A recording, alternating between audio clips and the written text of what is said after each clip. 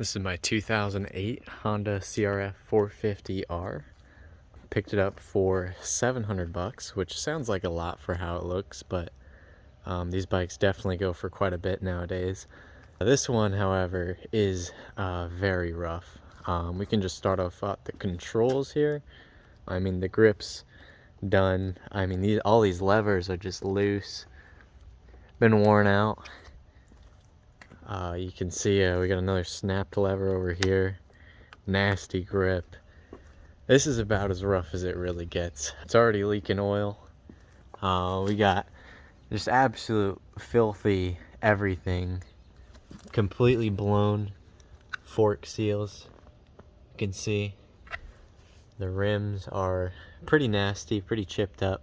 The tires are the worst I've ever seen. This rear tire is something else. I mean, every nub has almost fallen off this thing. The sprocket is absolutely obliterated. I quite frankly just don't know how you could even ride this thing and get it this bad. But the good thing is our motor does have compression. We don't know if it runs, but it seems like it's got more than enough compression to run. It is possible that something like the top end or bottom end could be bad, but we will tear it down and see. So just to start off, we're just gonna go ahead and clean it up because it is just covered in mud and dirt and grease. Basically just gonna give it maybe some Dawn, some water, and a good scrub. All right, so got it cleaned up here. The rims are kind of beat up, but overall it's not too bad. Definitely leaking oil. Definitely gonna have to replace some seals, but we'll go ahead and start tearing into it. I'm gonna go ahead and see if the seat cover cleans up. It is really dirty. I'll just go ahead and scrub it. If it doesn't, I do have another seat cover, so we'll just recover it. Won't be a big deal. So the seat cover cleaned up actually really well. It's really not in bad shape, so we'll go ahead and slap it on the bike and use it. Alright, so quick update. I went ahead and bought a fuel tank for it because that was the main thing it was missing. The original seat cleaned up pretty good, just kind of have it thrown on here. This is just for storage, but I went ahead and cut off the old grips. They're really nasty, so I'll go ahead and throw new grips on there. I drained the oil out of it. There actually was a decent amount of oil, but it did have a good leak coming out of the seal area, as well as I think maybe the drain plug. So I just didn't want it leaking everywhere, so I went ahead and drained that. So it's dry now, but we will go ahead and keep working on it. Some parts came in, so I went ahead and took off the stator cover because it was leaking oil. So as you can see here, the seal is pretty messed up. I took it off pretty carefully, but it's just very old, drying, cracking. We can see actually here it's barely making contact with the case, which was definitely cause of the oil leak. So hopefully once we replace this, it won't leak any more oil and we'll be good to go. Another thing I went ahead and took care of was this brake line was disconnected up here and there was no pressure in the pedal, but I have since reconnected this. I had to bleed out a ton of air from the brake line, completely re-bleed it to the caliper, but now we can say that we have a functioning rear brake. Works really well. Luckily, I don't think we have to replace anything on the braking system, which is great news. So we now have the cover back on. I went ahead, scraped all the gasket off, and used some Scotch-Brite to clean up the surfaces. I had some new Tusk oil seals, went ahead and put that in. I filled it up with oil, just a little bit to see if it'll hold. It's actually held for a whole day now with absolutely zero leaks. So I'll go ahead and put the last, I think it was about 100 or 200 cc's left to put in it. Didn't want to put all the oil in it in case it all poured out and I had to redo the seal. But it looks like our fix is holding perfectly fine. So I went ahead and changed the oil filter while I was in there. Just used a high flow oil filter. I'm also going to go ahead and change the spark plug once we do a valve adjustment, so that'll be good to go. So I decided I'm just going to go ahead and clean the carb. So what I did here was I pulled off the rear subframe, which is sitting here. Just pulled the 2 bottom bolts, 2 top bolts, and a couple bolts holding on the exhaust. Just had to disconnect the clamps that were holding the carb on. So now it's here.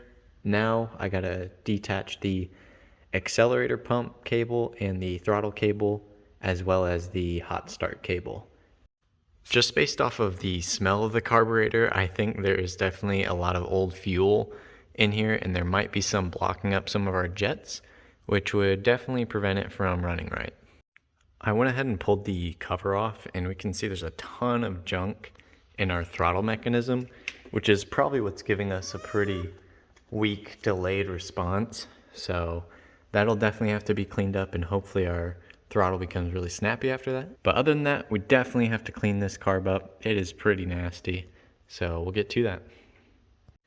So I went ahead and pulled apart the carburetor, and we can see there's actually a ton of junk in here, as well as there's literally like a pine needle or multiple pine needles or something in the float. So definitely needed to be cleaned.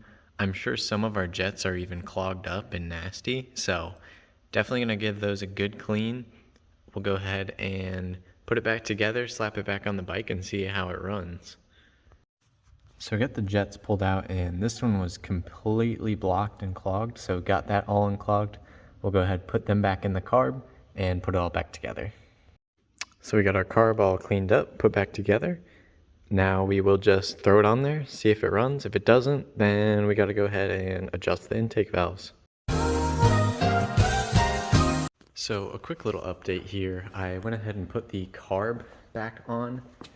I didn't really permanently put it in place because I realized my throttle cables are very sticky, so I went ahead and ordered some new ones.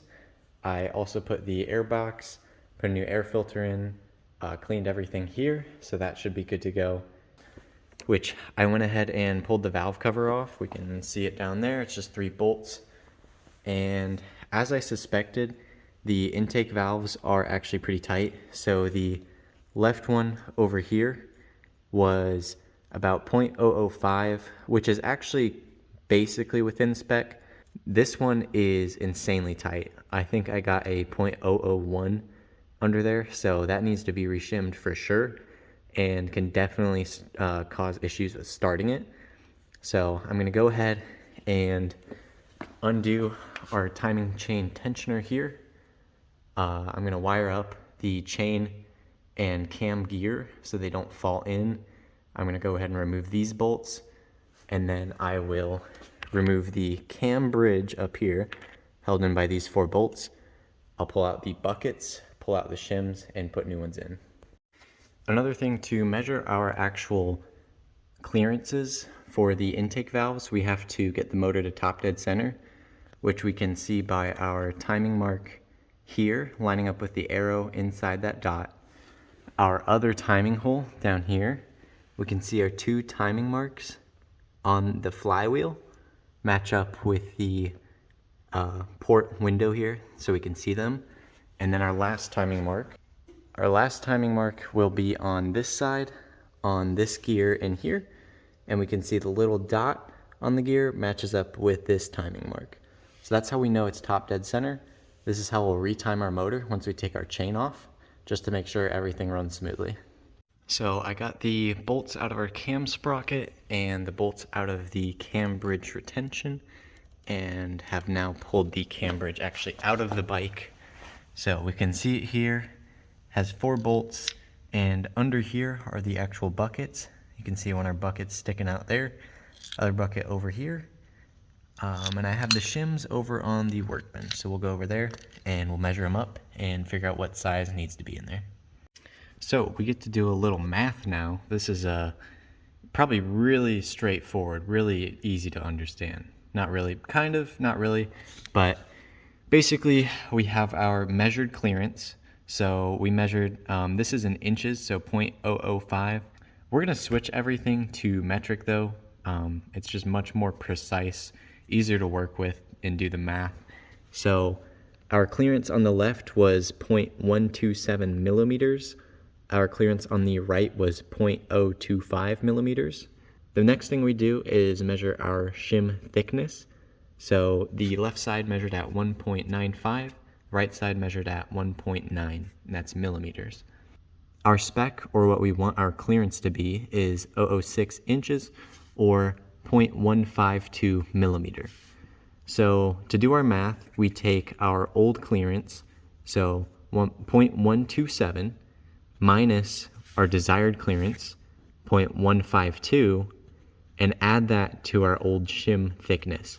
So this will always end up being a negative number, so we're subtracting thickness from our shim to gain more clearance. So in this case, our left shim was pretty well in spec. We only dropped 0.025 millimeters. So we're just going to go one shim size down, a 1.9. But our right shim dropped quite a bit more. So we're dropping down to a 1.75. Our measurement came in at 1.773, but you have to round to the nearest 0.05 because we just don't have that specific thickness. So went ahead and grabbed the new shims. We can see this is a 1.9 and a 1.75. So the next thing we'll do, slap them in the bike, put our cam bridge back on, put our cam gear on, and put our tensioner on. So I went ahead and put everything back on the bike, our cam gear, our tensioner, our cam bridge. The last thing to do now is to test our clearance. So this is a 0.06, the 0.006, the desired clearance. And we can see here, it now barely rubs in there. You can feel it rubbing. It's all you want. You don't want it super tight. You don't want to force it, but you don't want it to just glide through there. So we'll go ahead and do this side.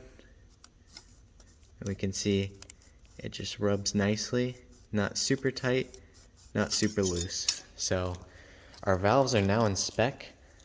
I will go through our carb again. We'll probably change out our throttle cable just so it doesn't get stuck or anything like that. Hook up our vacuum lines, and the bike should run if everything's good.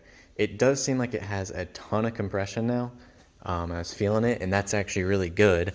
So it is crazy compression. So the decomp should kick in, which is this lever. It'll activate and release compression if needed. So that will help it kick over, but I have a feeling this thing should run now. So I went ahead and put the valve cover back on. I also cleaned it up. I put a new spark plug in. I'm gonna hook up the vent here, and then I'm gonna go ahead and see if it starts. Well, so got the fuel tank hooked up, so we're gonna go ahead and give it a shot.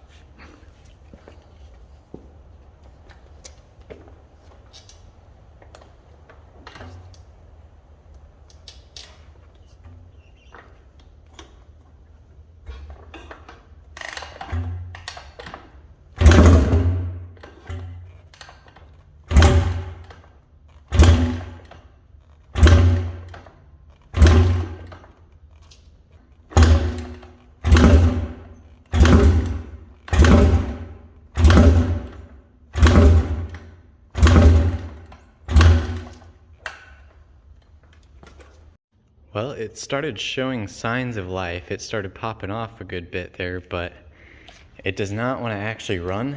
So, a couple things. We could take a look at our idle. We could check for air leaks. I actually know for a fact this boot isn't all the way on because we're about to switch out the throttle cable. So, I might actually go ahead and do that. That way we can assemble everything and then start getting it dialed in. So I went ahead and put on the muffler, and I kicked it a few times and it actually popped off. So I'm gonna go ahead and see if it can start again. We can't run it for long. I don't have water in the bike because I believe one of the water pump seals is bad because it leaks out of the weep hole. So I'm actually gonna go ahead and see if it starts, run it for just a few seconds, and we can go from there.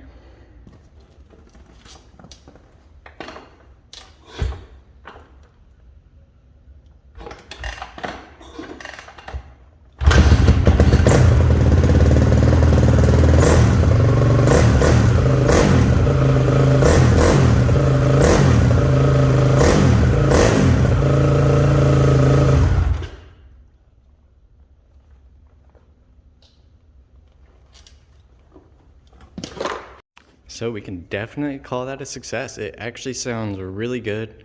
The motor runs super strong, and the issue was actually the idle was just set way too low to where we weren't getting enough air in the bike to kickstart it. So over here is the weeping issue I'm talking about. This is coolant, and it's coming from the weep hole located right here on the water pump. And what usually causes that is a bad outer seal on the water pump shaft. So that's currently in the mail, just waiting on that to arrive. In the meantime, I think I'm gonna go ahead and put some new tires on this, get our chain and sprocket all set up, and basically just go through the last things to get this thing ready to ride. So I went ahead and pulled off the rear wheel and the absolutely obliterated rear sprocket. This is the worst sprocket I have ever seen. The guy I bought it from said he thought it might have been skipping gears, but realistically it was probably skipping teeth on the sprocket because this thing is absolutely cooked. Well, I have the tire off, but I'm once again reminded why I never want to change a tire again. This was dry rotted beyond belief. This thing is rock hard, so I literally had to cut it off because it just was not going to come off. As we can see here, our new tire is in significantly better shape than this one right here. You know, just missing a couple knobs, a little bald. You know, nothing old tire shine can't fix. I actually went ahead and found the date code on these tires, and we can actually see here that it was made the 48th week of 2008. So it is quite possible that these are the original tires that came on the bike. I went ahead and checked the front tire, and it's the same date. So these tires definitely needed replacing. I've got the new Pirelli here on the rear with the new black sprocket. The rims are still a little beat up, but I'm not going to be too concerned about that. They look pretty decent, and they'll get the job done for sure. I also went ahead and put on our new throttle cable, so now our throttle is nice and smooth and isn't getting hung up on anything anymore. Before it would hang a little bit because the cables were really nasty. I went ahead and threw on the chain, so that's all adjusted. Got the whole assembly here adjusted right. It's got some good slack in it, so it's ready to go. Last few things would be the front tire water pump seal, some plastics, and it will be good to go. So I went ahead and took off the water pump cover and just broke the impeller free by putting the bike in gear, holding the brake, and then we could actually break this free. So this is the seal we're after. It looks like it actually just kind of came unseated, so we might try to reseat it, and if that doesn't work, then we will go ahead and replace it. So I went ahead and swapped out the old seal. As we can see here, it was actually pretty old, pretty nasty, kind of dry and crumbling, so definitely need to be changed out. Also did the front tire. Didn't film that process because basically the same as the rear tire, equally as painful, just a little faster for the front tire, but all nice and fresh, ready to go. Our last thing is really to just do the final assembly.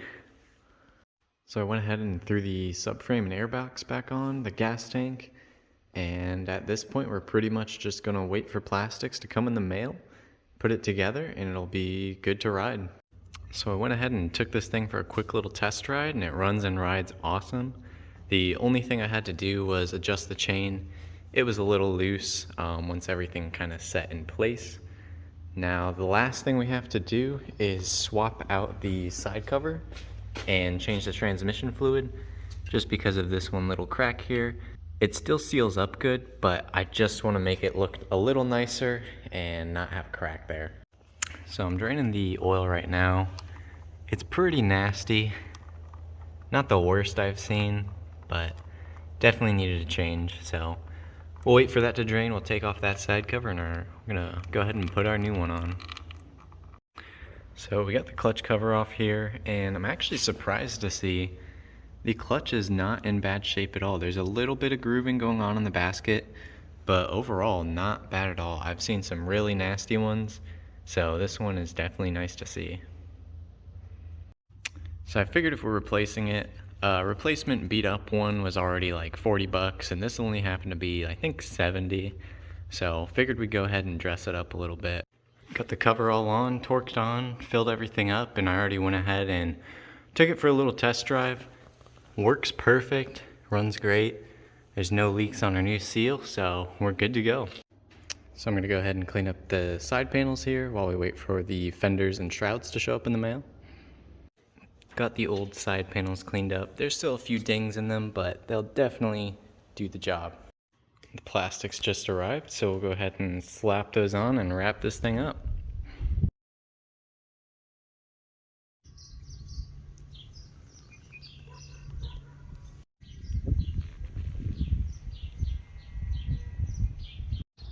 So here it is, kind of all wrapped up. I definitely like it. I'm very happy with how it turned out. Plastics look great. The red wheels look cool with the graphics, so definitely call this project a success. I'll probably ride it for a little while and see if I want to sell it. If it sells before the video's up, I'll probably edit in a price breakdown, how much I paid, how much I have in it, and how much I sold it for. Because I know some people might be interested in that, so we will see.